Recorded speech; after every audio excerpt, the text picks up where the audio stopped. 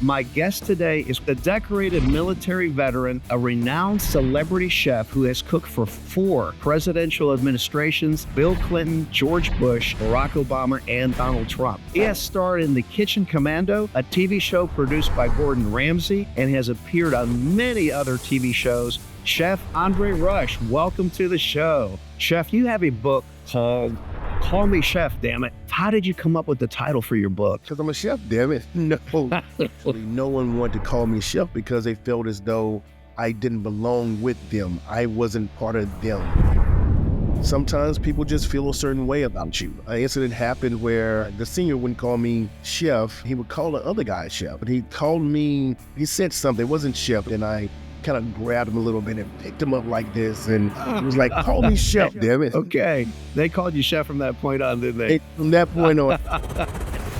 Welcome to the Lee Labrada Show. Brought to you by Lean Body, the #1 protein shake in gyms across America. Hey guys, welcome back to the Lee Labrada Show, the podcast that helps you to improve your physical, mental, and spiritual strength. Be sure to hit the subscribe button below now so that you don't miss any future episodes of my show. And look for us on Spotify if you want to listen on your drive to work. My guest today is one of the coolest guys I've ever met.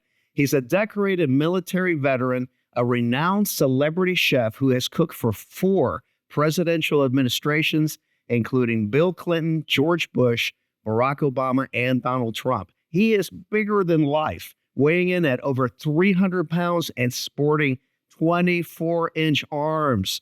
He has starred in The Kitchen Commando, a TV show produced by Gordon Ramsay, Culinary Class Wars on Netflix, and has appeared on many other TV shows, including MasterChef and Good Morning America. We're going to be talking to him about his rise from his humble beginnings, what he's learned along the way about becoming a leader, and what he's doing today to improve the lives of thousands of our veterans everywhere. Chef Andre Rush, welcome to the show. My pleasure, sir. Great to be here with you. So glad that you are here. We met at the Mr. Olympia Championship, and I was so impressed with you as a person. You know, I know that our viewers are going to want to know your story, so can we start there? You grew up in Mississippi, so what were your early years like? Early years, like, it was in the projects, and, my family didn't have a lot, it's kind of like that cliche. We didn't have a lot of money. We didn't have a lot of things, but we had each other. I mean, it was 8 of us growing up. So my dad taught me how to work really hard. My mom taught me how to love even harder. And so it was a mixture of both of those together that kind of set my tone for what I wanted to do in this world and what I want to leave behind and what people actually know me for. They know me for my hard side, but also my loving side of caring and being able to do all the things I can do. It seems like you had a really warm family environment. Chef, you are a really big, strong guy. You were very imposing when I first met you. I got to tell you, so guys, he's like 300 pounds. He's got 24-inch arms.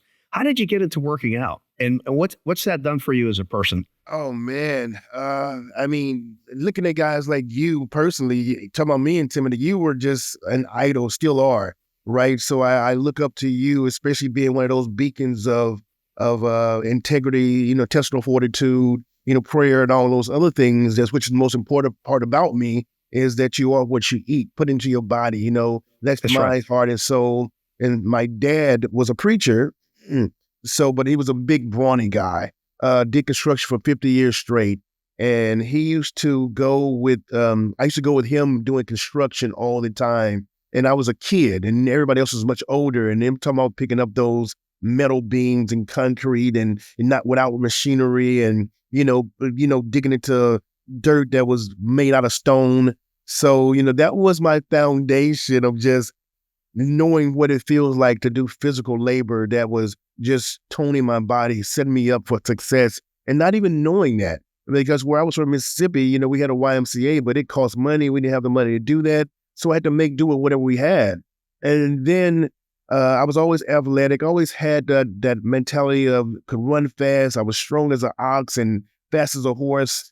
And then when I got into the military, that's when things kind of shifted over.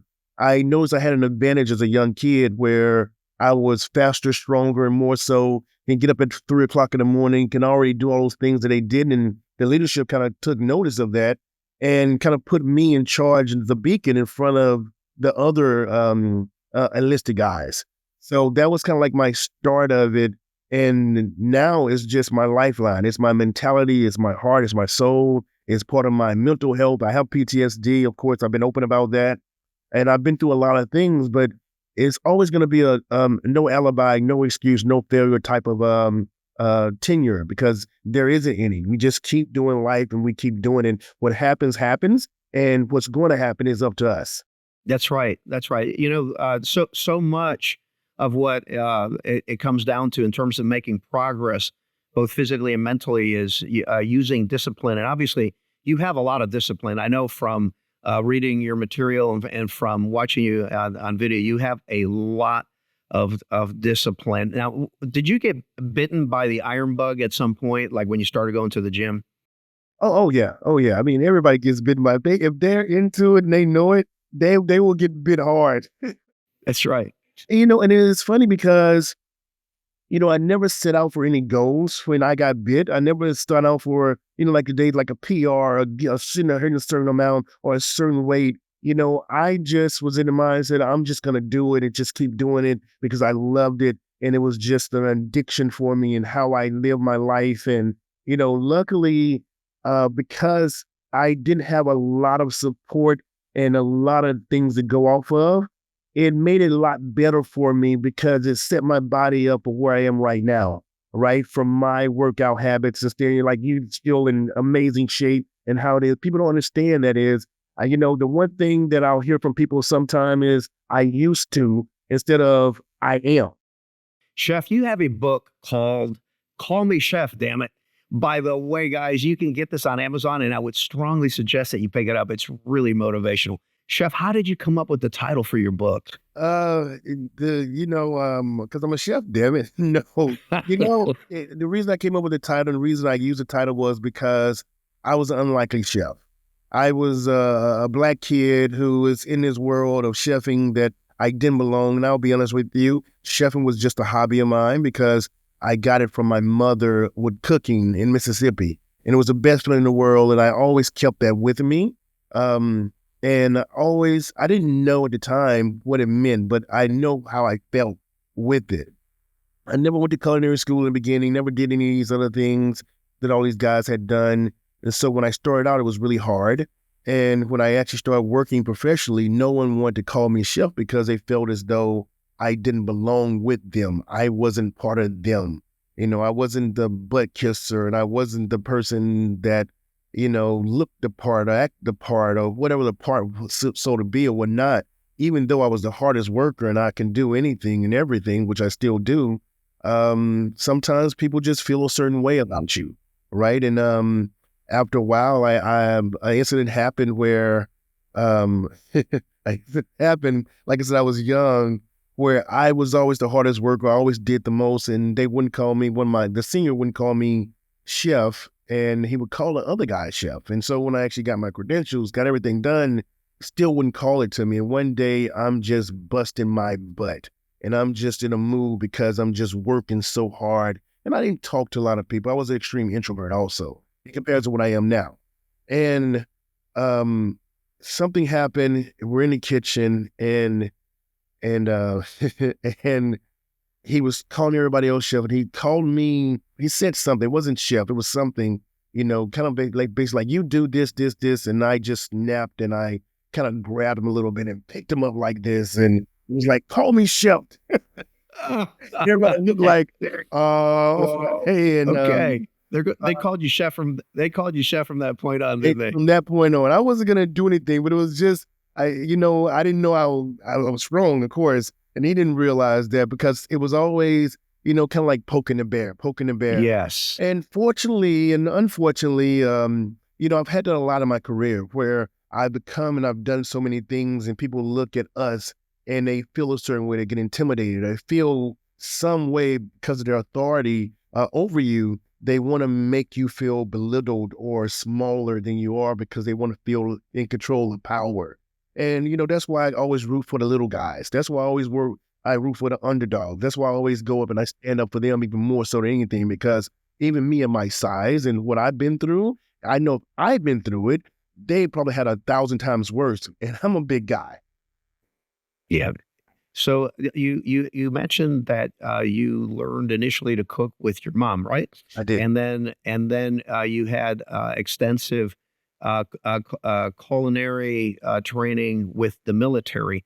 You do have a title of master chef. Did you do any formal training for that, or did you just learn that over time? Or Oh, no. So I've actually competed all over the world in the Olympics. As a chef, I'm a pastry chef. I'm a somm. I'm a chocolatier, a sugar puller. I mean, chefing is my own lifestyle, of mine. So I was self-taught in the beginning, and then later on, in the military, go to the Olympics over in Europe every 3 years. Done all that. Matter of fact, in the next month, I go to Fort Lee, where it all started, to train the troops. And so, even being part of, making America healthy again. So chefing is my lifestyle, and I tell people all the time, they think about our physiques. I said, but you are what you eat. So if you eat right, your body is going to treat you right. If you eat like crap, your body, you can maybe look good, but your body's it's going to hurt you in the long run. And so, that's important to me about the healthy lifestyle, the mental health that goes along with it. And of course, putting in and what you take and get out from it. Chef, you were formerly a chef at the White House for not one, but 4 administrations: President Clinton, President Bush, President Obama, and President Trump. What was that like, and what is one of your most memorable moments?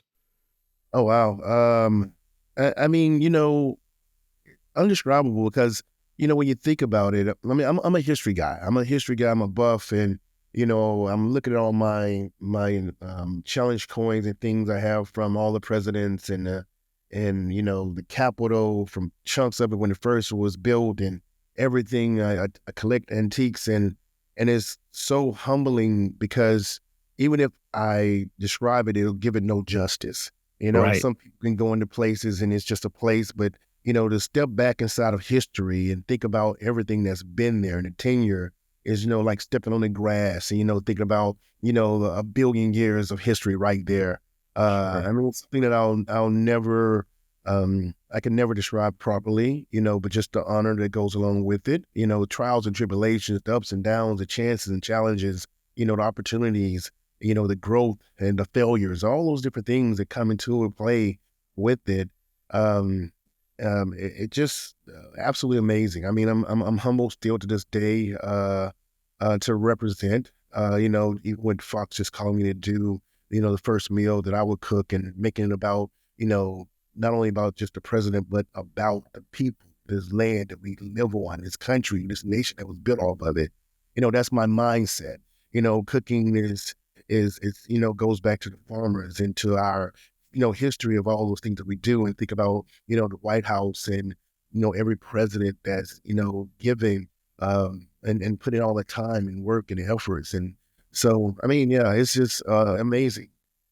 Yeah, I mean, when you were describing that, I was just imagining, walking through that White House, and how many presidents have walked through there, all the importance of the people, and, the historical significance of it all. It's just gotta be something just totally amazing. Chef, I was listening to one of your recent podcasts, and something you said really resonated with me. And it's because it was something that my father used to say to me when I was growing up.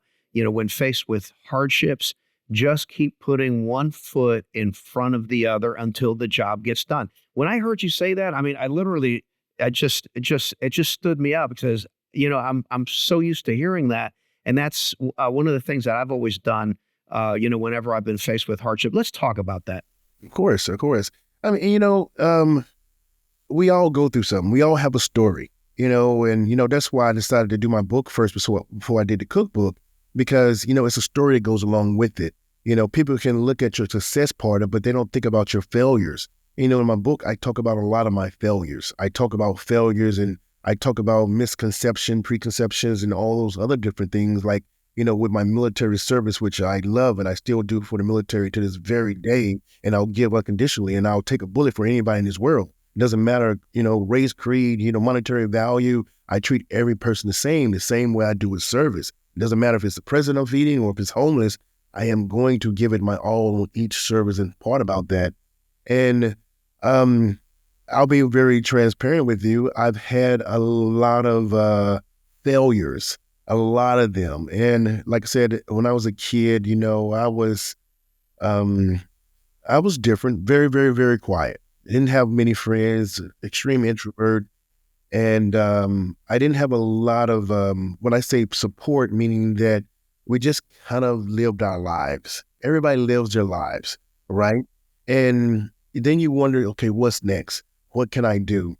And that's where my father came in with what I said about that. He said, two things is always be the hardest worker in the room. And he said, I love that. Ray, no matter where you go, somebody wants you to fail. Somebody's going to want you to fail. It could be a friend, it could be a family member, it could be a complete stranger. It could be that person that's shaking your hand every day, right? And when I was younger, it's true. I didn't understand that. I didn't understand that until the first, the second, the 100th time it happened to me. And it's like, why? I'm saying nothing, I'm doing nothing, and someone wants me to fail because they are afraid of what may come, what may be. Me becoming and being Chef Rush is something that I owe all to him. Amen to that. I owe 100% because I'm not supposed to be here. I'm not supposed to be in this thing, commanding and demanding all of the attention of from the mental health of the kids to the military suicide awareness. But don't get it wrong. I've suffered 1,000 times over for it. I lost Erica Trainer. I don't know if you know, but I lost my daughter a year ago. Yes. 11 years old, and her 5 and 6-year-old brother, and another guy, and her father, who unfortunately did what he did. And I kept asking him, why me? Why? It's the reminder every day, every year, every day. And he said, because there's no one else. This is what you're supposed to do. And, you don't question and you don't say, you don't question him on what he does. There's a reason why, because from that, there's so much more born and so much more coming to it. So I look at it like it's part of my legacy. It's part of my responsibility. It's part of my thing, and when that happened with my daughter, I had about 200,000 subscribers, and I was on social media all the time. But here's how it works. I went and I did the thing with USA with FaceTheFight.org, with suicide awareness with Elizabeth Dole, and I talked to the White House, Chamber of Congress, National Press Club. I cried my butt off. I just was lost. My TV show was #1, which is still #1 out of 47,000 shows. And Gordon Ramsay had picked it up, and then TV One has it now, and so forth. And I was just lost. All this success and all this fame and everything, and I'm just empty. And when I got home that day after that tour, I prayed on it, and I said, I need more kids. I want more people. I want more kids than my daughter was going and her brothers were going. And I'm a strategist by nature. Like I said, I don't know if people know, cooking is a hobby of mine. I just became really, really great at it, but it was also part of my mental. And when I did that, I just attacked everything at once. And that 200,000 turned in a week to 1 million across the board. And then second week, the third week, it was 5 million, 6 million, 7 million, 8 million, 9 million, 10 million. And it just went insane. But what was crazy about it was everywhere I went, from the airports and this place and that place, all I got, and even at the Fit Expo this weekend, everything I got were just little kids. All little kids. My demographics is just based on little kids. And they come up to me with their parents, and as their parents say, "Oh, my little son, 6 years old, 7 years, they know you, they want to take pictures." And oh my gosh, give them a hug, that is so heartwarming. Yeah. Your story is just so inspirational and humbling, I feel that God's given you this platform so that you can touch the lives of millions of people, and just with your story of all of your struggles, all of the challenges that you've had and how you've overcome that, it's just amazing. And I appreciate it. And I think the end result, and like I said, what you said about your father, is that we just keep going. We have to have a reason why. You have to have Yes. something to believe in. I tell people all the time, and here's the truth of the matter. And I'm around so many people and they talk, and I get people just coming to my ear. And I remember growing up how everybody just complained about everything. On my coin, which you'll get one soon when I see you, is it says, the first thing it says is, if you woke up, you won. Yes. I heard you say that the other day when I called you. You need that. Exactly. I said, how you doing? I go, I woke up, I won. Yeah, I'm ready. I'm think about it. You think about, I went a million miles last year. I've been to 50 states and I've been to 15 countries, and I've done 3 Netflix shows, been here, overly blessed. And then last night I see the plane in DC that crashed, with the helicopter.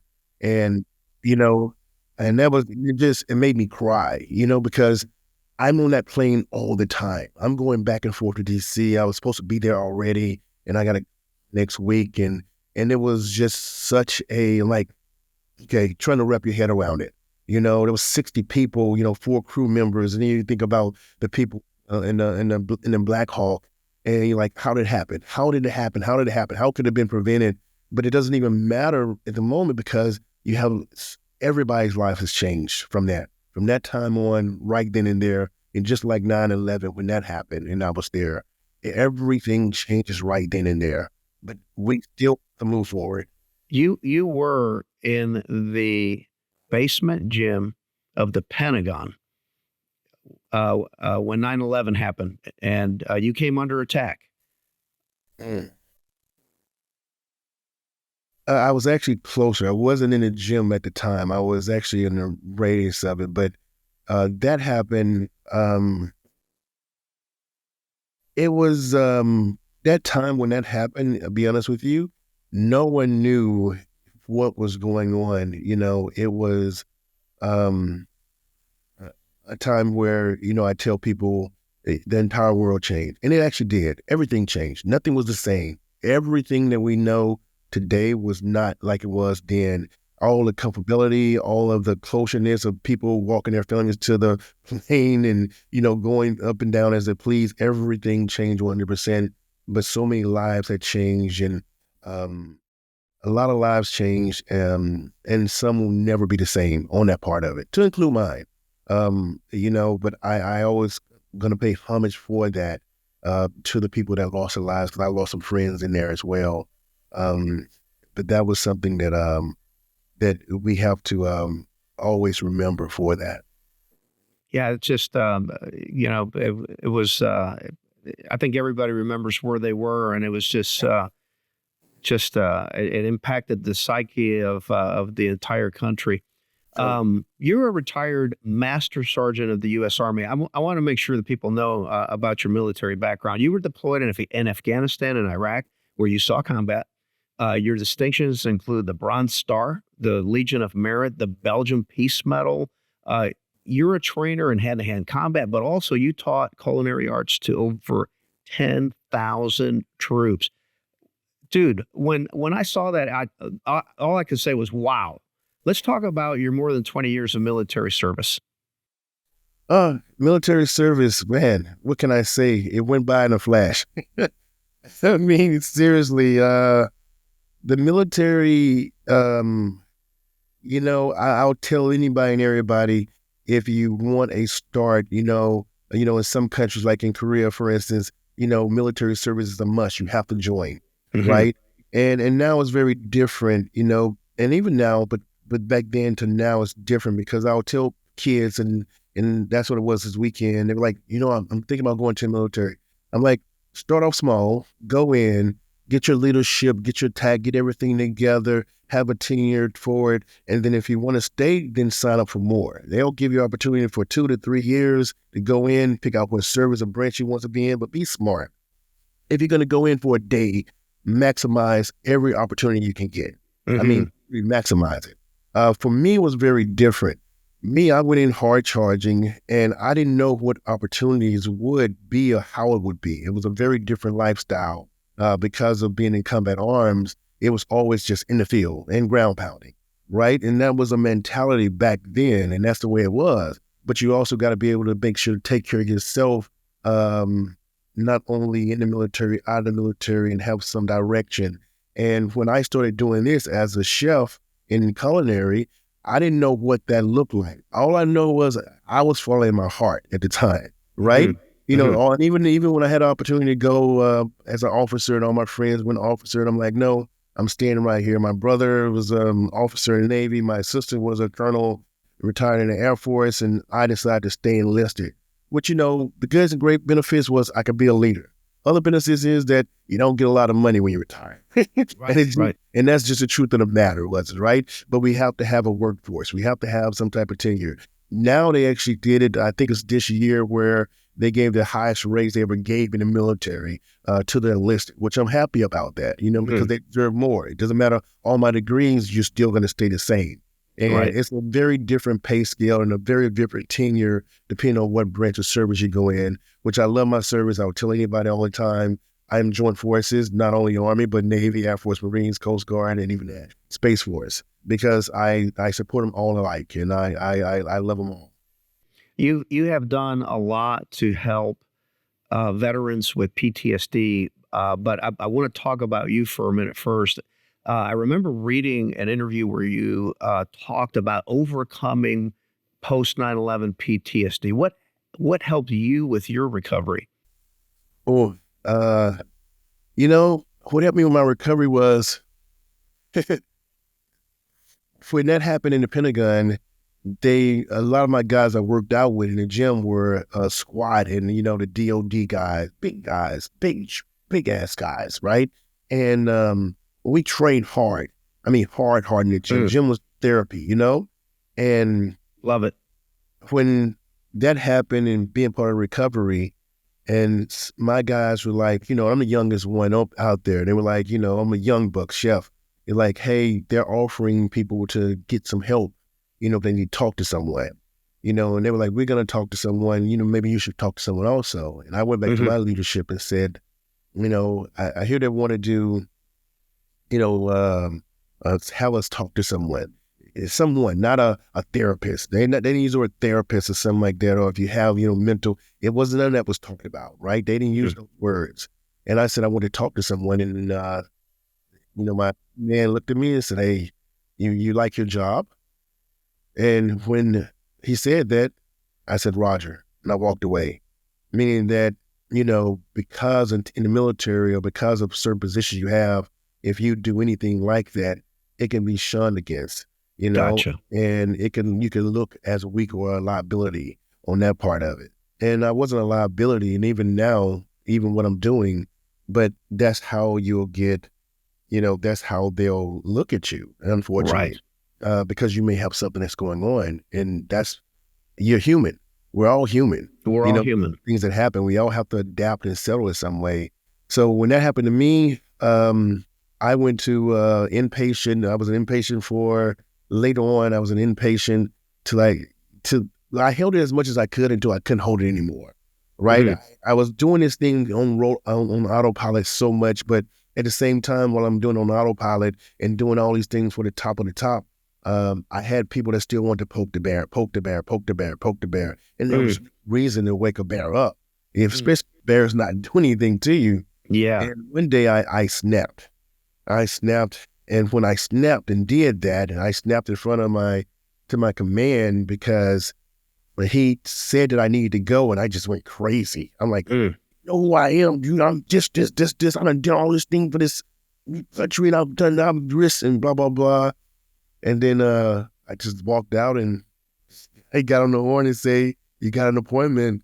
From that appointment, I led to inpatient for 30, 60 days, another inpatient 30, 60, another outpatient for a whole entire year. And it didn't help me. It didn't help me. It was, unfortunately, it was kind of like a McDonald's. And I use a McDonald's because it was like fast food, go in and go out. But what did help me was while I was there, because I was privy to a lot more information than my counterparts that were in there with me. And I had a whimsical of, Rangers, Special Forces, Army, Navy, Marines, this, that, so forth. And they were separated from military service. So while I was there each time, I told them what they needed to do, not only for them, but for their families, for their education, for their benefit, because I was privy to all the information. We don't have that accessibility for information like that. And I had it. So that was my worth on doing it. And then that came to a point in time where I was just so medicated, that I don't remember a whole entire year of my life. I sat on the couch in a corner and I was just on medication. And I remember one day that I saw myself looking down at myself like a puppet. And I got up and I ran upstairs and I went to the P.O. box. That was a huge P.O. box. And I just opened up everything and I just started dumping them down the toilet and I flushed it. Wow. Not even realizing that it was probably like one of the worst things I should do, because those pills are addictive. Yes. You were withdrawals. And I was on about 12, 13 medications at a time, but the ranges, whatever. So the whim off of them would have took me months, but I didn't have the mind capacity to cut and do this and say, this is this much for this, and that much. Sure. It wouldn't have happened. So I did the hard way. And when I did that, that's where the clarity came. You went cold turkey. I'm cold turkey. But then I realized that even now, people ask who's helping me. And I said, everyone. When they say, thank you, chef, for your service, and I say, thank them back, it's because they're helping me in return. So I'm making my therapy is truly helping other people and, them getting that from me. So we're giving back we're givers and givers, That is beautiful. That is beautiful. And I want to talk about that because through your advocacy, you are now a mental health advocate and you assist veterans and their families in coping with PTSD, offering support and strategies to ensure that, that they're never alone in the journey. This has got to be one of your biggest missions now, right?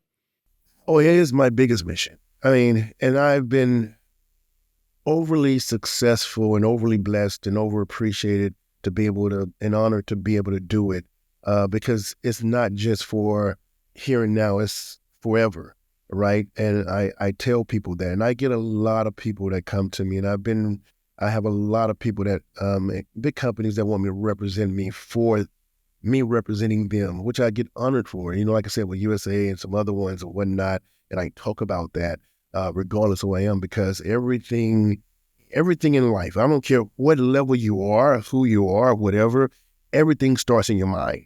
Yes, it does. Your mindset, you don't have anything. You can't take care of yourself, your family, your wife, your job. Nothing works if you can't take care of your mind. Your own mental illness is everything in this life. I don't care how big you are. I don't care how strong you are. I don't care how good you can cook. That's right. All that stops right here. Amen. Yeah, so it's universal. It translates universal all across the board. And a lot of people sometimes don't think about it. I just spoke in North Carolina for LI, and they were doing a closeout. And it was about 300 or 400 or 500 people. And I'm a speaker also. And a very good one, I might add. Well, thank you, sir. I've been honored from some of the greatest, some of the biggest, from Ernst & Young and representing Sodexo and other big companies as consultancy, and also going to speak for them in representation of them. But I also remind people, I'm going to keep you positive. I'm going to make you laugh. I'm going to do all that like I do anything, but I'm going to bring you back in. I'm going to be very serious with you and tell you about yourself and tell you about your mission and tell you about what you are, what you're meant to be, and what you're going to do. I love that. Top of one mountain is the bottom of the next. And I think that last one, which is last month, I never had so many people when I was signing the books come and cry to me, especially men, because they reflected. It was like, man, I needed that. I needed that reflection. I needed to let that out, because we try to hold everything in. And I tell people right away, I cry all the time. I cry. Ain't nothing wrong with it. That must mean I'm Nope. sad. It's a release. Nope. It's just me. Strong men cry. Exactly. It's Yep. okay. Make it a normalcy. Okay. Yeah, it's okay. So it's important. I love to see the love that you have in your heart for people, and it's just it's wonderful. You've got a magnetic personality. I can really see how people are drawn to you. Now I want to mention something. I've read that you do 2,222 push-ups every day. Man, how do you do that? I mean, do you break it up during the day? I know that you do it for the veterans, and I'd like for you to talk about that, but then I want you to tell me how do you actually do it? So it is for the veterans. I do it every day now except for Saturday and Sunday. Saturday and Sunday now I have to eat a lot to try to make up for it. I lose a lot. I'm an endurance trainer, right? And so I get up every morning at 3:00 in the morning, and I try to do it throughout the day, but it was just too tedious because I'm so busy. And Right. Know, I work. So I get up at 3, do the push-ups. I do 125, and that turns out in totality 17.76, which is also meaningful to me as well. And I kind of made it that way. So 125 reps, take a rest, bam, keep it going. It usually about an hour and a half, and I'm pretty good at it on going in sequence on my part of it, right? I don't have any music, nothing in my head. It's kind of like my daily, I woke up, somebody else didn't wake up. You know, so Yes. people know 22 to 2,200, 22 a day, and I started doing 222 a day, and then I wanted to be more impactful by doing it 2,222 a day. You know, it's funny, I was at FedEx this weekend, and one of the YouTubers came to me, and he talked to, and I said to him, I said, you want to do the 2,002? He was like, yeah, and I'm like, okay, well, you know what? Let's do one push-up. And he's a big guy, and we got down, and he did one push-up with me, right? One? That's it? One. So nobody can do the one push-up with me, right? So we did the one push-up, and I'm talking to him as we're doing the one push-up, and by halfway, he just started shaking really bad, just shaking, and doing it. I'm like, I'm not trying to hurt you. I'm not trying to destroy you. I'm not trying to embarrass you. I'm trying to let you know that it doesn't matter if you do 2,222, but everything starts with one. Yes. What a great lesson. It's the one that you got to think about. And when finally I pushed up and he like started shaking and got up, and he's like, oh my God. He was like, what the hell? He's like, that was a work. He said, you do those? I'm like, that's my tenure. That's my thing. You get it confused about the number, but I'll break you down with just that one. It'll be harder than that 2,222 because I'm going to make you feel it. And honestly, he's known as a prankster, but he was actually extremely humble. We gave each other a hug and said appreciated and all those things. And I've done that with so many people because everybody thinks about numbers, but they don't think about the one time that you need to do something, that one step, that one breath, that one. It all begins with one, doesn't it? Everything starts with one. It's always one. Yeah, and so many people are afraid to take that first step. Chef,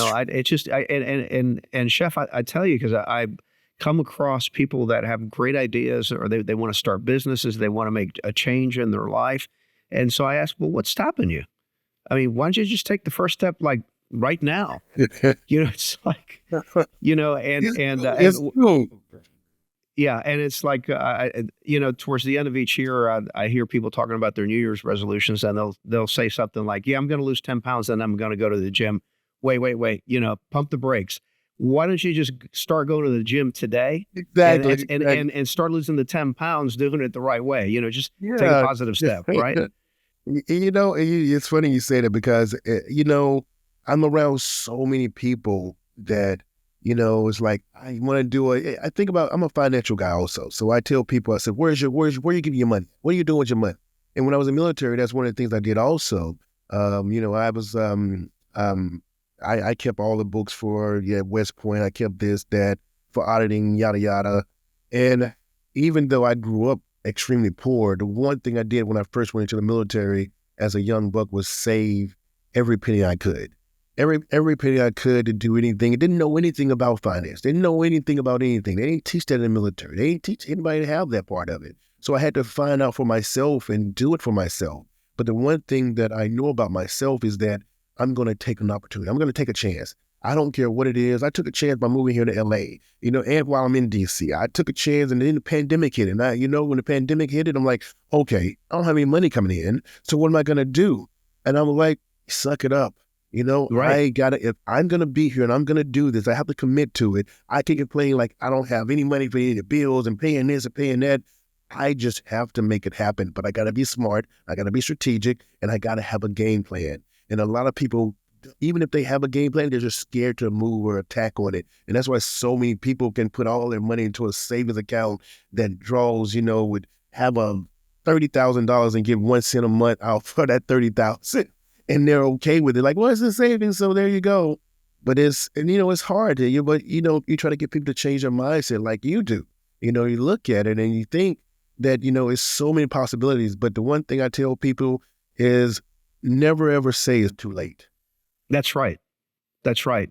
That's right. I admire that about you. You strike me as a type of person that has a can-do attitude.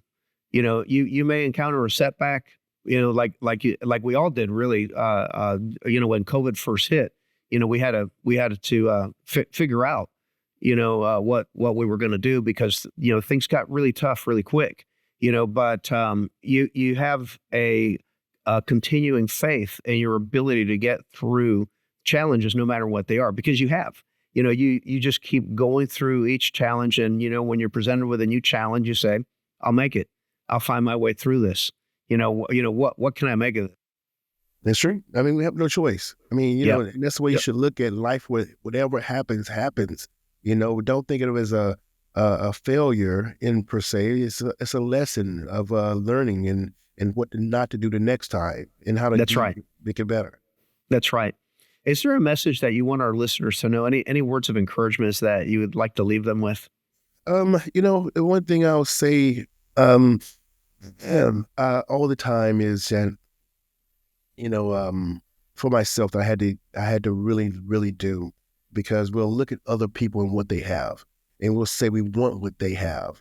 I want to be like them. And people say that to me, like, Chef, I want to be like you. I say, no, don't be like me. Be better than me. I give you the template of where I left off so you can start. So don't reverse it and start all the way from scratch. But the one thing I say, the most important thing about people is to know is I get up every morning, I look in that mirror, and I thank myself.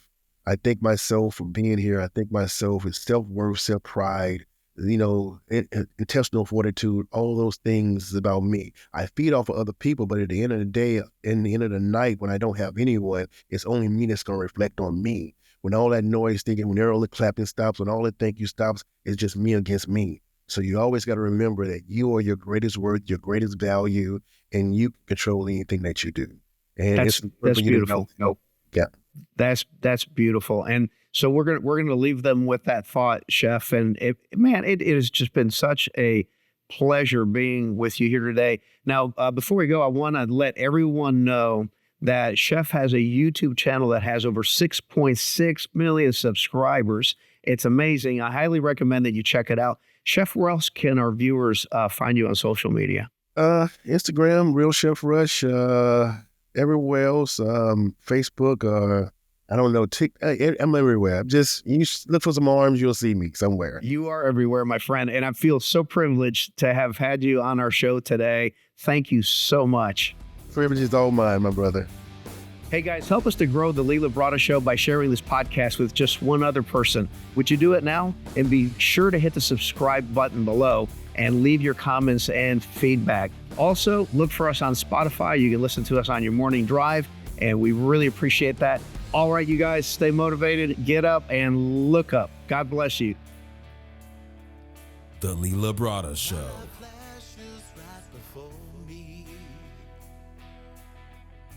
Thunder from a distant shore.